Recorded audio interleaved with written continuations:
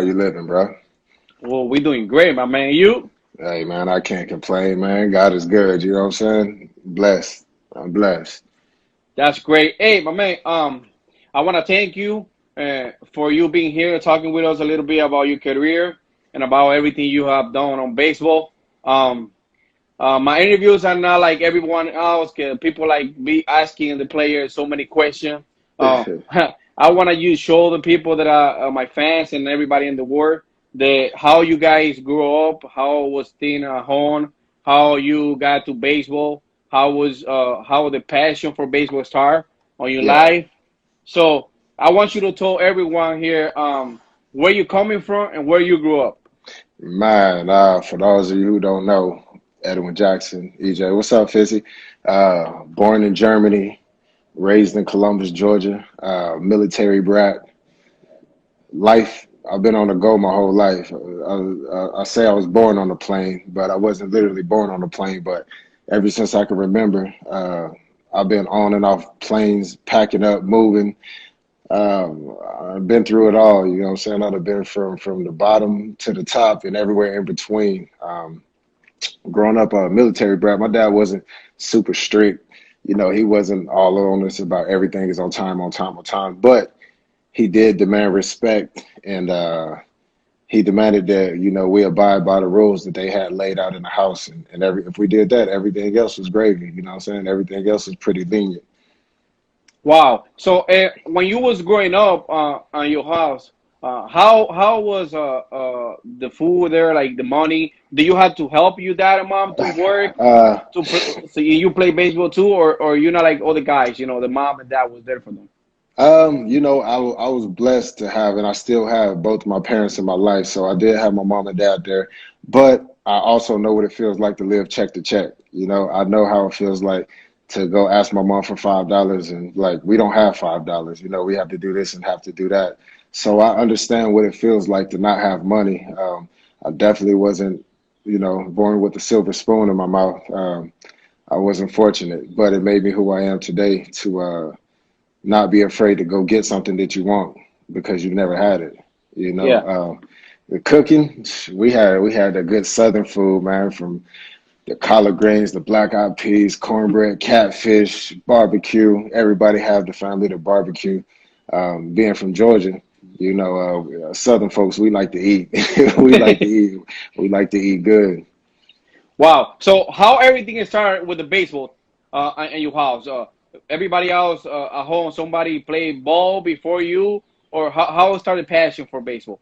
Um, my dad did both. He played basketball and he played baseball, but it was just all around the neighborhood and for the school. So I never did get to watch him play. I guess I did. I watched him play softball for the Army on a base that we lived on. They had a little Army softball team, so I got to watch him play softball and play basketball. But my mom played softball, but I feel like my majority of my family was probably a basketball family. You know, they probably thought I was going to play basketball growing up. Football was my first sport. So when I came back from Germany, football was the first sport that I played organized. And then it went to basketball, and then baseball was the last sport that I played. And I pretty much played everything until I grew up, until about ninth grade. Ninth grade, I just played football and baseball. And then 10th grade, I just stuck with baseball and just and rode it out. But I didn't know I was getting drafted. You know, I wasn't always like the best at everything. So how old you was when you start when you thought about it, like I'm gonna just do baseball and this is gonna be my sport. That happened when I was, I would say 16. 16. 16 is kind of when I was like, all right, I'm not playing football. I'm not playing basketball. Baseball is going to be the only thing that I play. But I was just planning to get into college, you know. I was planning to see where I can go get a free education because I knew my family didn't have a lot of money. I mean, obviously, as I got older and my dad got hired in the military, he made a little bit better money, so we didn't necessarily have to live like we did before. But we were nothing close to having a whole bunch of money. You know, so we still had to make ends meet. But and so I was planning to go to school for free just so that I could save my parents a lot of money with schooling. Wow. So it was you was 16 years old when you say okay, baseball is gonna be my sport. Don't you think Yeah, that was kind of late for you that you desired that? Because back in Dominican Republic, the players like when they are already 11, 12, they already know what they're gonna play ball. right. But you was like 16 years old. Was that kind of late for you? 16. I feel like it was right on time, man. I feel like growing up playing other sports helped me to develop different skills and take them all into baseball. Basketball is different dynamic. Football is a different dynamic, and baseball is one of the few sports. And not saying that everybody's not an athlete, but you don't have to be the best athlete to play. You have to be very skilled at what you do. Football, you got to be a skills player. Basketball, you got to be a skills player. I mean, athletic. You got to have some athletic ability. Um, in football, you have to have athletic ability. Those dudes are freaks. In baseball, the athletes are the ones that's going to excel. And if you're very good at what you do and you can mix the athleticism with the skills and put the two in a combination, you're going to be a hell of a player. And the go. You're gonna go. You're gonna look like an athlete. When people look at you, they're not gonna be able to just stereotype what sport you play. They're gonna be like, oh, okay, this dude right here is an athlete. So how was everything when you got drafted? You got drafted, right? Or you signed as a free Right. agent? No, I got drafted. I was going to. I had three schools that I had a chance to go to, so I wasn't going to like a big name school. I was going to UAB, so it wasn't like one of the bigger name schools that you hear around the world. And I got drafted. I had no clue. I didn't know I was getting drafted. I know we had two of my guys on my team that were highly scouted. Nick Long and Steven Register. Shout out to them. Them boys still my boys. They were both getting looked at a lot, and by way of them getting looked at, I kind of made myself be seen as stand out, and I ended up going sixth round with the Dodgers. 6 round with the Dodgers. Sixth round with the How Dodgers. how much they give you at the time? I signed for 145, and that was including school, so 145,000. But that included school, so I would say about 35,000 or 40,000 of it was for school. So when you saw all this money, how do you feel? How will your parents feel? I know it was a lot of money. It was more money than I've ever had. But if you know me as a person, then I don't get too excited about things. Even if I really enjoy it, I just don't get overly excited. I kind of just sit back and process everything, let everything sink in. But obviously, I knew it's a life-changing decision. Yeah. I never had that much money in my life. I know how it can set me up financially. Obviously, it's not going to last forever because it goes quick, but it's a jump start in life coming out of high school. So I wait on that option about 2 weeks, and then I end up deciding, okay, I'm going to more so take the job than the money. The money comes with the job, but having a Yes. chance to start on a career. Wow. So how many years you was a minor league before you got to the big league? I was in the middle of my third season when I got called up. I did rookie ball when I first came in.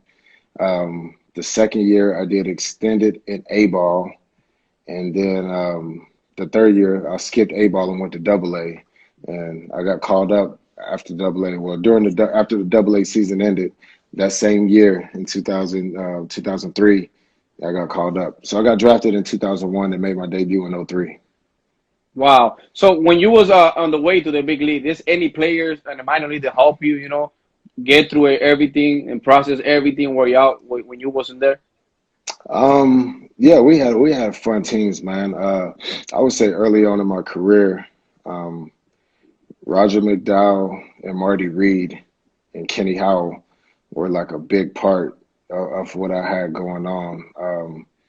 So those three right there, definitely they put a lot in my ear. And one thing Marty Reed told me, who I was in Double A with at the time, he was like, the main thing you want to do is when you go up, show no emotion. He's like, I don't care what happens, keep your emotions within yourself. And I think that was an important lesson throughout my career to kind of show no emotion. Obviously, you get excited when something happens, but when bad things happen, they don't see it on your face. The other team can't know. Like you got to keep that game face and keep fighting. So explain us a little bit about when you got called up, what you was doing, where were you at the moment when Man, you got the call, hey, you coming to the big league?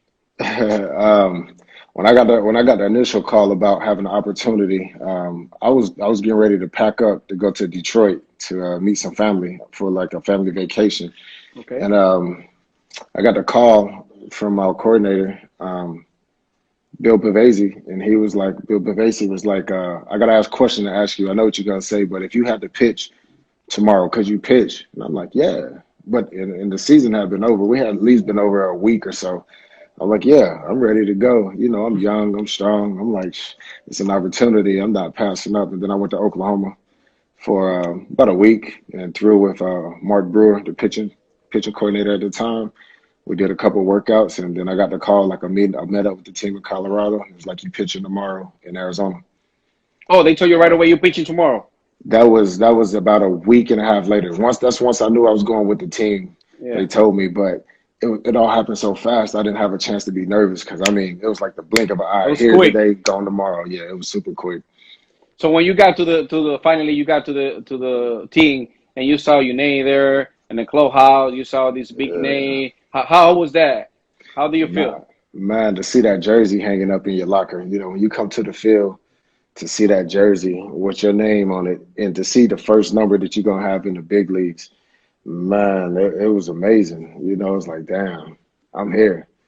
We It's like dream. it's a dream come true. You know what I'm saying? It's a dream as a little kid that comes true. And it was I had to soak it in. I had to stay relaxed and just like take a breath. But man, that moment was like you said, it's a dream come true.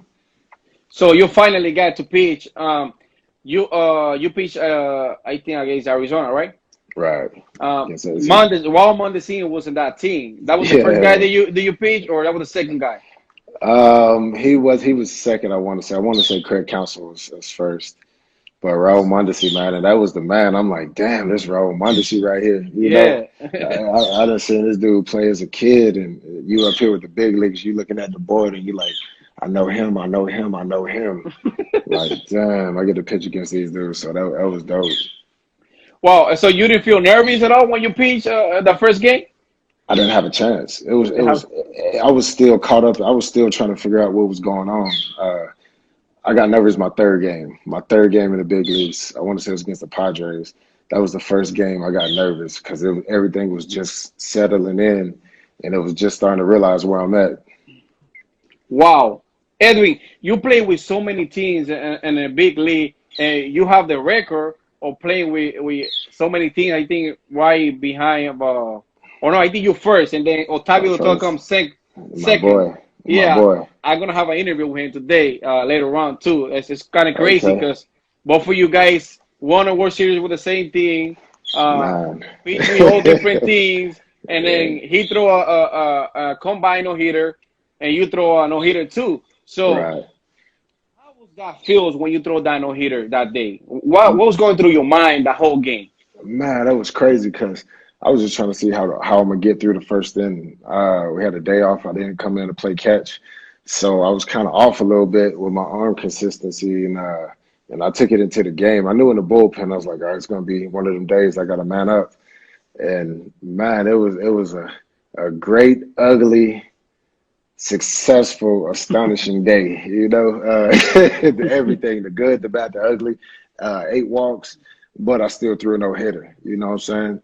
It's uh it's an unorthodox no hitter, 149 pitches, but we did it. We had dudes making plays, Mark Reynolds making plays, Montero behind the plate, Abreu up the middle. We had CY made a good play.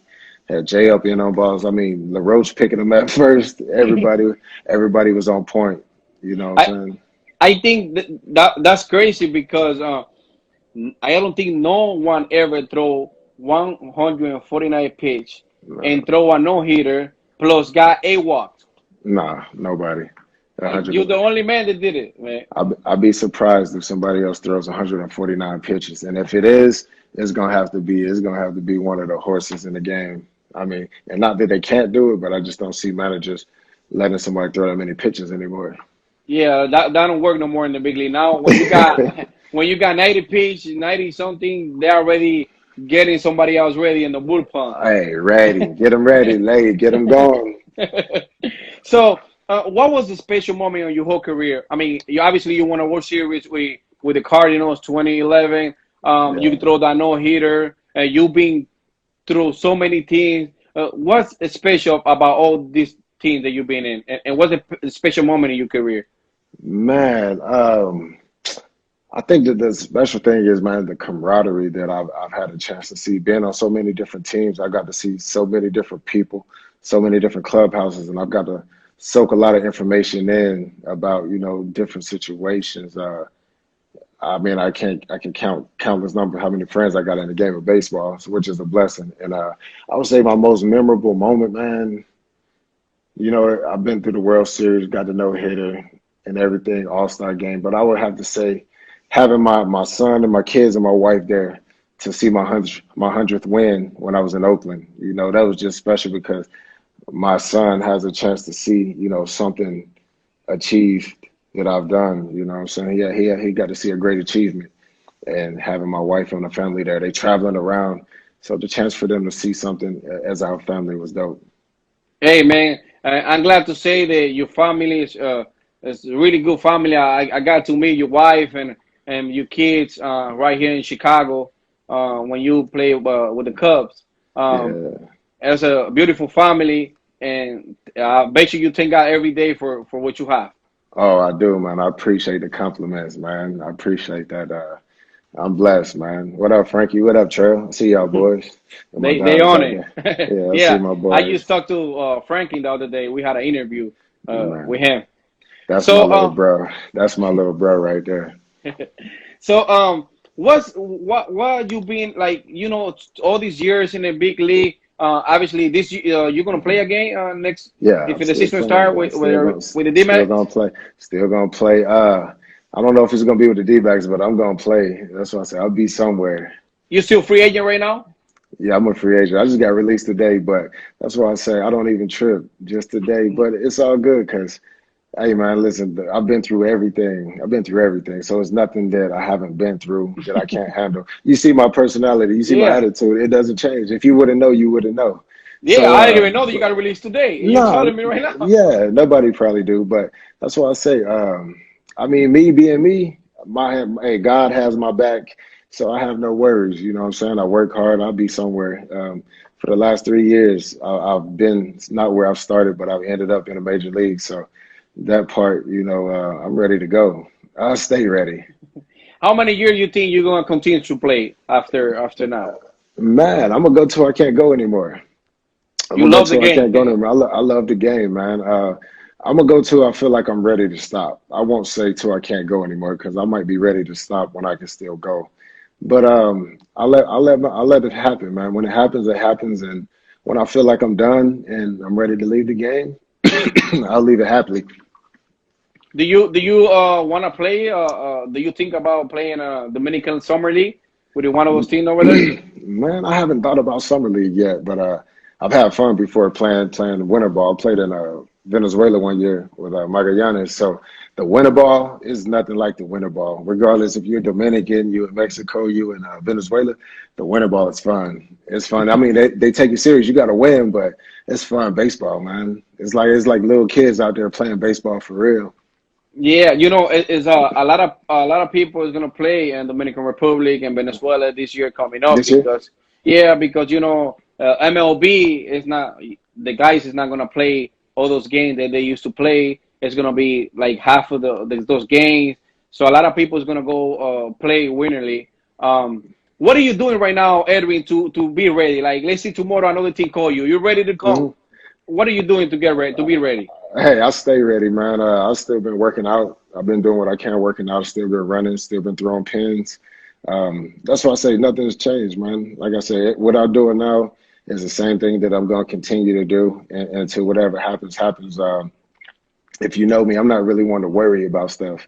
I feel like everything happens for a reason, and if something is meant to be, then it's going to happen, and that's kind of how I live life.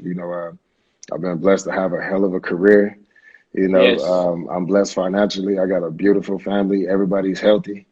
Baseball is the work. That's the job. That's the last thing that I bring home to my family. I bring nothing but happiness, and I bring a free spirited person when I come home. Being able to separate the two lives, people have to understand it's pretty complex sometimes.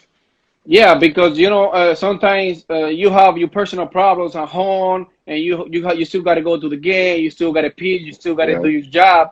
But people don't understand. That's one of the things that I do right now with this interview. I want the yeah, people to know the players. I want people to what they do at home because people see the players on the field. Oh, he strike out, or this guy hit a home run off him, and but they don't know what's going on with the player's mind. Sometimes you got to go play ball and you probably have a son sick or your mom is going through something, your dad's going through something, and you yeah. still got to play. A lot of people don't know that, so it's really crazy how you guys got to separate everything from each other. It's important, man. It's like we live a double life. It's like we entertainers and then you baseball players. Everybody is whoever they are on the field. Everybody is that person that everybody knows them by the back of the jersey. But at home, everybody have a different nickname for you. You know what I'm saying? Yeah, You know what I'm saying? You might know Soler, and at home you might call him something whole different. yeah, Everybody know Jorge Soler. But when you around him, it's like, oh, that's so and so. Like everybody else call him this. I call him this because I've been knowing him for so long. Um, when you come home to kids, they don't know. You can have your worst day in baseball. When you come home, they like, Daddy, let's play, let's have fun. So yeah. it put life in perspective, man. It's a bigger picture than the game. Obviously, we love it, but life is bigger than baseball. Wow. And Edwin, I want to thank you for all this time, that you've been with us, talking a little bit about your career, about what you've been through. It's a blessing for me being here talking to you. Um, Thank you. It's an honor. And hey, I watch you every day. I watch your career. I like how you pitch. And the fact that you play with so many teams and you don't give up, you keep Nah, going. That's part of life, and that's what I want people to see. Like all the younger players growing up, 16, 17, 18, they're probably yeah, starting their career right now with a different team. I want they see, Edwin Jackson. He been through so many things. He been through so many in life, and he's still going. I want people to know absolutely. that. Hey, I appreciate that, man. It was a pleasure being on here, and that's great what you said because that's important. That's All real. right, my man. Thank you for everything, and I'll see you later. All right, my